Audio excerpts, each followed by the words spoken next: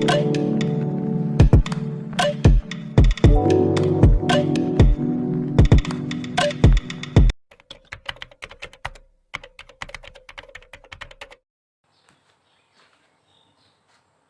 alaikum wa rahmatullahi wa barakatuh. Thanks all of you from GS Method. আজকে আমরা আলোচনা করব প্রোনাউন সম্পর্কে। আমরা গত ক্লাসে নাউনের দুইটা ভিডিও দিয়েছি, আজকে আমরা প্রোনাউন নিয়ে আলোচনা করব। এই প্রোনাউন থেকে আপনাদের পরীক্ষায় একটা থাকবে ইনশাল্লাহ, কারণ এখানে অনেক সূক্ষ্ম বিষয় নিয়ে আলোচনা হচ্ছে। যাই হোক, আমরা প্রোনাউন নিয়ে আলোচনা শুরু করি। তাহলে আমরা প্রোনাউনের বাংলা হলো সর্বনাম। এখানে নাউনের পরিবর্তে যেটা ব্যবহার করা হয় সেটাকে প্রোনাউন বলে। এটা আমরা সবাই জানি, সিম্পল জিনিস। ডেফিনেশনটা আবার বলি, নাউনের পরিবর্তে যেটা ব্যবহার করা হয় সেটাকে কি বলে? প্রোনাউন। তো প্রোনাউন 8 প্রকার। এখানে প্রোনাউন 8 প্রকার। তো আপনাদের পরীক্ষায় যেটা আসবে সেটা আমরা আলোচনা করব। তো এখানে প্রোনাউন যে 8 প্রকার: personal pronoun, reciprocal pronoun, demonstrative pronoun, relative pronoun, interrogative pronoun, adjective pronoun, এভাবে মোট 8 প্রকার যে আছে, তো সবগুলো আমাদের লাগবে না। বিশেষ করে আমাদের 8টা থেকে 4টা করলে হয়ে যাবে। যে 4টা পরীক্ষা বেশি আসে এটা আমি আপনাদের সামনে আলোচনা করব। তার মধ্যে 1 নম্বর আমরা লিখি পার্সোনাল প্রোনাউন।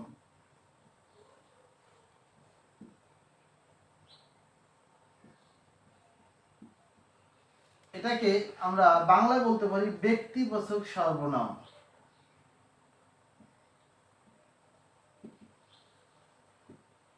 তো পার্সোনাল প্রোনাউন যেটা ব্যক্তিবাচক সর্বনাম, এটা আমরা একটা চার্ট আকারে লিখি, আমাদের জন্য ভালো হবে।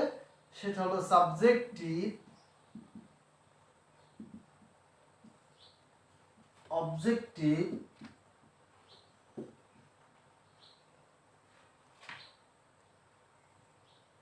একটা possessive.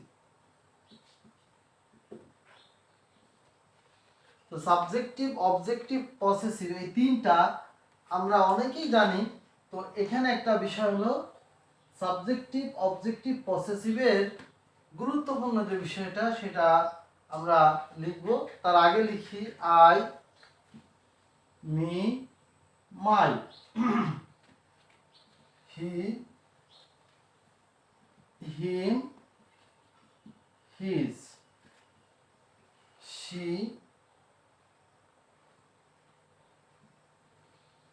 Her, her, they, them, দেয়ার।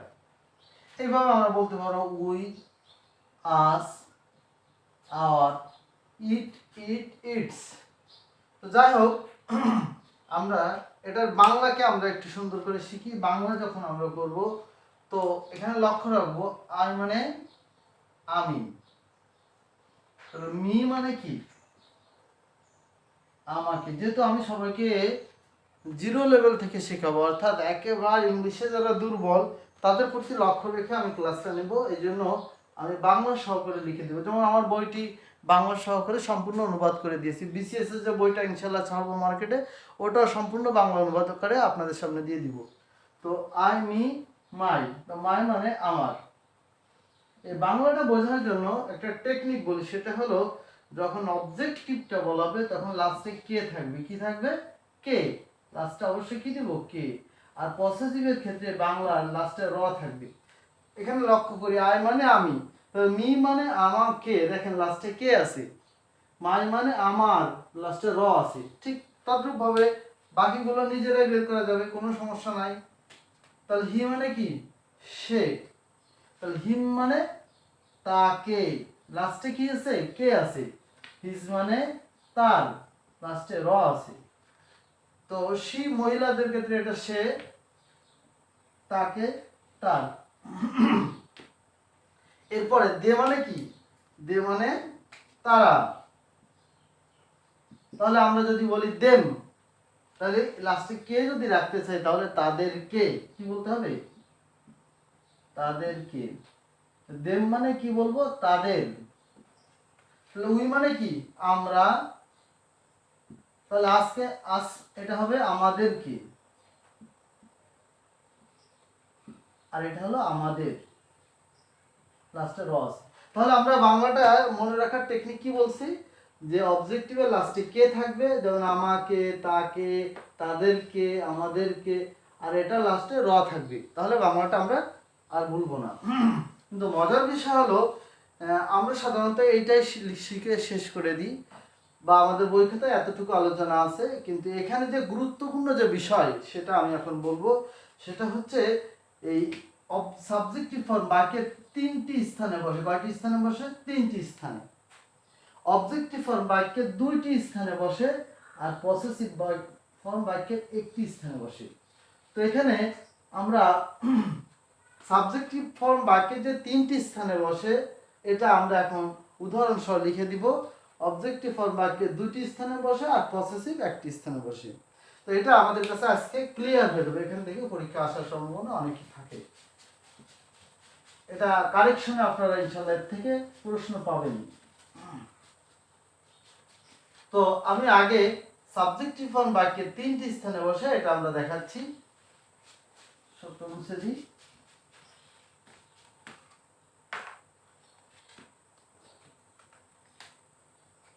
তাহলে লিখি সাবজেক্টিভ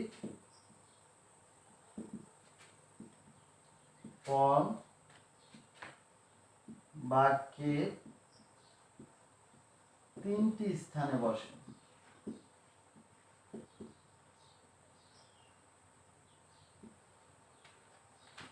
এক নম্বর যেটা এ দিয়ে লিখি, সেটা হলো সাবজেক্টের স্থলে সবসময় সাবজেক্ট ফর্ম বসে। লিখি সাবজেক্ট এর স্থলে সাবজেক্টিভ ফর্ম বসে। আমরা বাংলা সহ উদাহরণটা যদি দেখি তাহলে আমাদের কাছে অনেক সুন্দর হবে।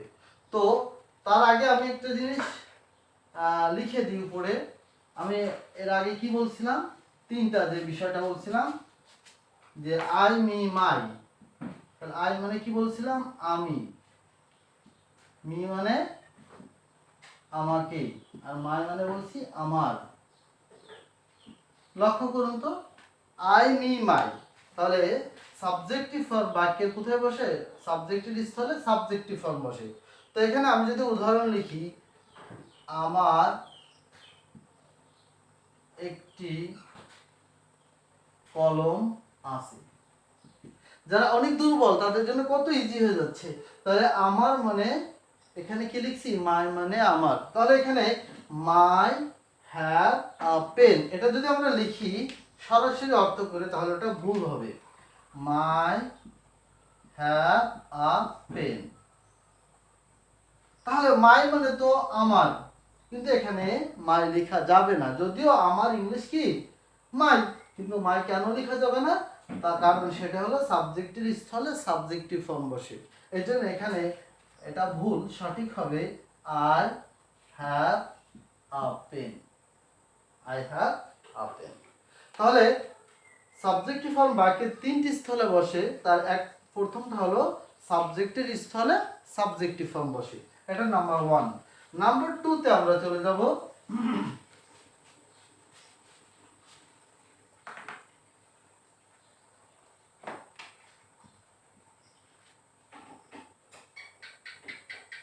Be verb. আমরা জানি am is R was are, হ্যাঁ, মোট 8টি বি ভার্ব আছে। তাহলে বি ভার্ব এর পরে সাবজেক্টিভ ফর্ম বসে।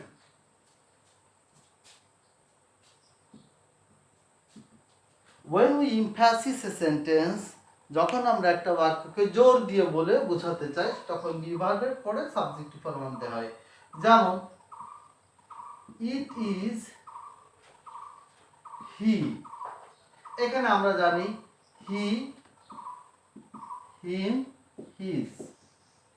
তাহলে ইট ইজ হি, এখানে আমাদের যদি পরীক্ষায় হিম থাকে অথবা হিজ থাকে, আমরা ভালো করে লক্ষ্য করি অপশনে ক খ গ, তো কারেকশনে হিম দিল, হিজ দিল, কিন্তু এখানে আমরা বি ভার্ব কি পাচ্ছি, ইজ, এখানে আমরা হি আছে, হিম আছে, হিজ আছে, তাহলে ইট ইজ হি, হি হলো সাবজেক্টিভ ফর্ম, এই জন্য হিমও হবে না, হিজও হবে না, হিমও হবে না, হিজও হবে না, কারণ বি ভার্বের পরে সবসময় সাবজেক্টিভ ফর্ম বসে।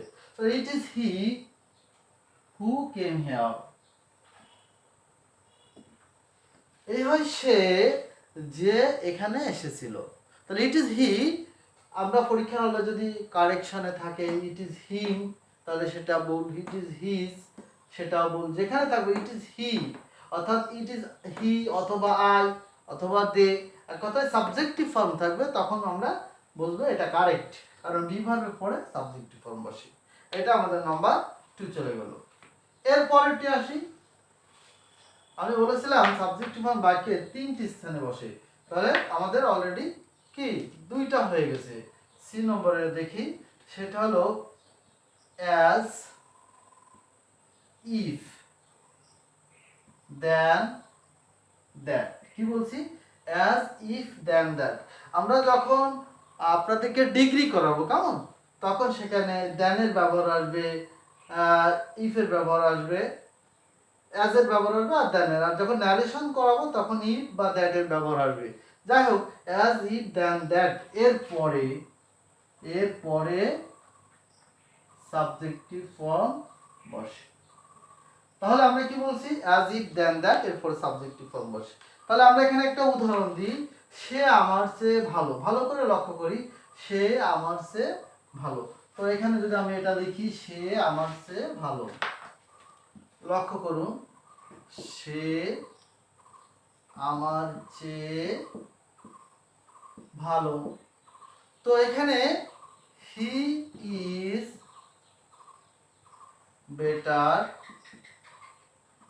দেন, এখানে কি আমার ইংলিশ মাই লিখতে পারবো না, এখানে কি he is better than me. অনেকে কিন্তু ভুল করে লাগে, he is better than me, সে আমার চেয়ে ভালো, কিন্তু এটাও কারেক্ট নয়।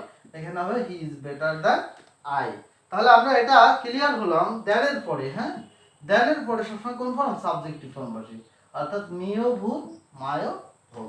তাহলে অনেকে আমরা হঠাৎ বলে ফেলি he is better than me, সে আমার চেয়ে ভালো, এটা ভুল। তাহলে আবার বলি, সাবজেক্টিভ ফর্ম বাক্যের 3টি স্থলে বসে। এক হলো সাবজেক্টিভ স্থলে, 2 হচ্ছে বি ভার্বের পরে, আর 3 হলো অ্যাজ, ইফ, দেন, দ্যাট এটার পরে সাবজেক্টিভ ফর্ম বসে। এরপরে আমরা বলেছিলাম অবজেক্টিভ ফর্ম বাক্যের 2টি স্থানে বসে। কয়টি স্থানে? এটা 2 নম্বরে ছিল। Objective form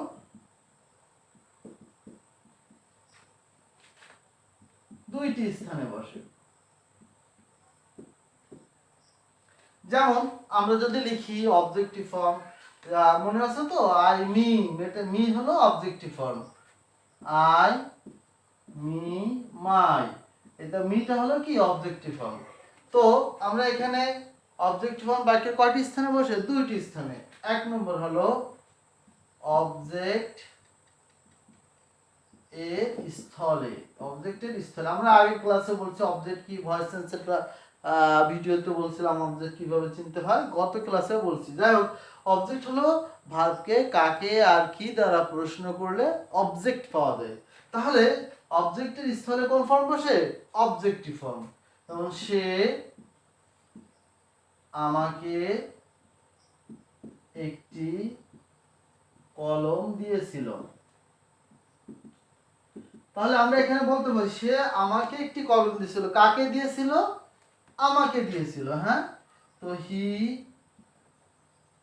gave me a pen, he gave me a pen, সে আমাকে একটি কলম দিয়েছিল। তাহলে এখানে কাকে দিয়েছিল? আমাকে দিয়েছিল, এটা হলো অবজেক্ট। হ্যাঁ, এখানে অবজেক্ট কিন্তু 2টা আসছে, কাকে আর কি দ্বারা প্রশ্ন করলে। হ্যাঁ, তো এটা হলো ইনডাইরেক্ট অবজেক্ট বলে। হ্যাঁ, এটা হলো ইনডাইরেক্ট, অর্থাৎ ব্যক্তিবাচক ইনডাইরেক্ট অবজেক্ট, আর এটা হলো ডিরেক্ট অবজেক্ট।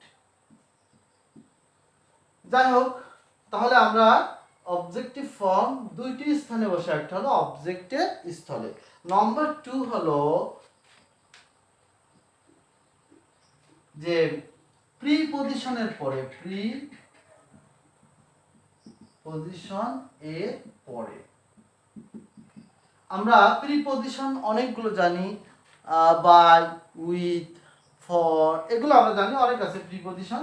তো প্রিপজিশনের পরে অবজেক্ট ফর্ম। যদি আমি বলি সে আমার জন্য একটি কলম কিনেছিল, একটি কলম কিনেছিল। লক্ষ্য করে দেখি হি, আমি যদি এটা লিখি হি বট এ পেন ফর, এখানে লক্ষ্য করি মাই হলো আমার, হ্যাঁ আমরা যেটা শিখছিলাম মাই মানে আমার, কিন্তু ফর মাই লিখবেন না, এটা ফর মি হবে। কেমন? যে কারণ কি প্রিপজিশন, তাহলে প্রিপজিশনের পরে কি বসে? প্রিপজিশনের পরে অবজেক্টিভ ফর্ম বসে, এই জন্য ফর মি হবে। অনেকে কি করি আমরা এরকম হতে পারে তাই লিখি, কিন্তু এই যে রিয়ালিটি কেন হবে এটা এখন কিন্তু ক্লিয়ার হচ্ছে। আমরা ইংলিশ যতটুকু শিখবো ক্লিয়ার করে শিখবো ইনশাল্লাহ, তাহলে আমরা একটা প্যারাগ্রাফ পড়ে আমরা আরেকটা প্যারাগ্রাফ লিখতে পারবো। আমি ফ্রি হ্যান্ড রাইটিং 3টে স্ট্রাকচার দিয়ে কিভাবে সহজে লেখা যায়, আমাদের 3 স্ট্রাকচার ভিডিওটি, একেবারে ফার্স্ট ভিডিওটা ছিল 3 স্ট্রাকচার, ওই 3টা গঠন দিয়ে যে কোনো ফ্রি হ্যান্ড রাইটিং লেখা যায়, ওটা অবশ্যই দেখলে আর এইগুলো ক্লিয়ার থাকলে আপনি একটা প্যারাগ্রাফ পড়ে আপনি আরও শত শত প্যারাগ্রাফ লিখতে পারবেন ইজিভাবে। আমরা ইংলিশে দুর্বল কারণ আমরা বেসিক জিনিস জানি না, এই জন্য। যাই হোক, তাহলে আমরা এটা কি করলাম? প্রিপজিশনের পরে অবজেক্টিভ ফর্ম বসে। তাহলে আমরা অবজেক্টিভ ফর্ম দুটি স্থলে বসে, একটা হলো অবজেক্টের স্থলে যেটা ভার্বকে কাকে আর কি দ্বারা প্রশ্ন করলে পাওয়া যায়, আর একটা কি বলছি প্রিপজিশনের পরে অবজেক্টিভ ফর্ম বসে। ডিয়ার লার্নার, এবার সর্বশেষ হলো পসেসিভ ফর্ম বাক্যে একটি স্থলে বসে। এটা হলে আমাদের পার্সোনাল প্রোনাউনটা একেবারে ইজি হয়ে যাবে। তো আসুন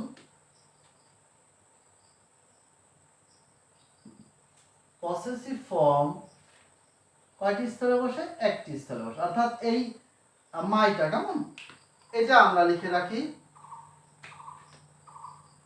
নাউনের পূর্বে,